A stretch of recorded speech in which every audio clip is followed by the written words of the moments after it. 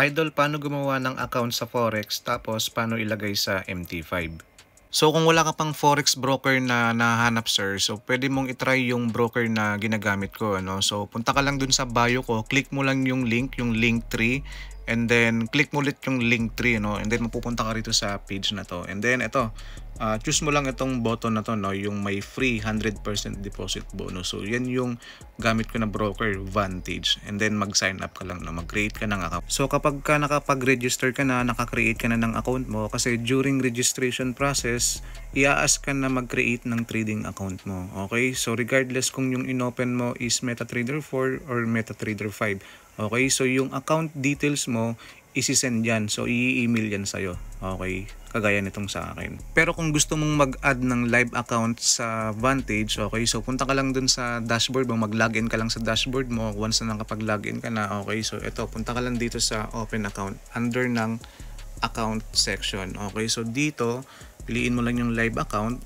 Okay, and then dito is, since ang prefer mo is MetaTrader 5, ayan, so choose mo lang yung MetaTrader 5. Choose mo lang yung preferred na account type na i-open mo, no? So dito may standard account, raw account, and then may cent account din, no? And then dito is, ayan, choose mo lang yung USD currency. And then dito sa baba is, ayan, click mo lang yung submit. Okay, so ayan, check mo lang yung box na yan.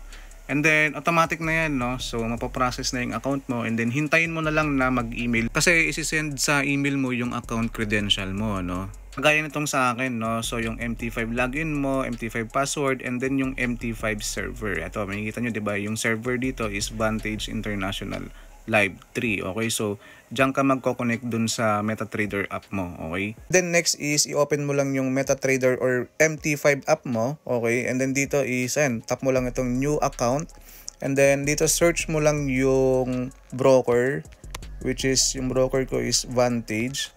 So ito, Vantage International Group Limited, no?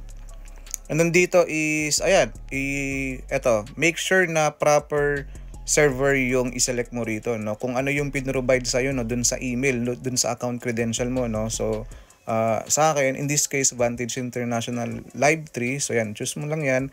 And then, ayun, enter mo lang yung MT5 login mo, and then MT5 password mo. And then, yun, connect mo lang, then automatic na yan, magko-connect na yan kung tama yung in-enter mong details dito, no? So ganun lang naman kadali mag-connect, no? Gumawa ng Forex account, then i-connect mo sa MetaTrader, either 4 or MetaTrader 5.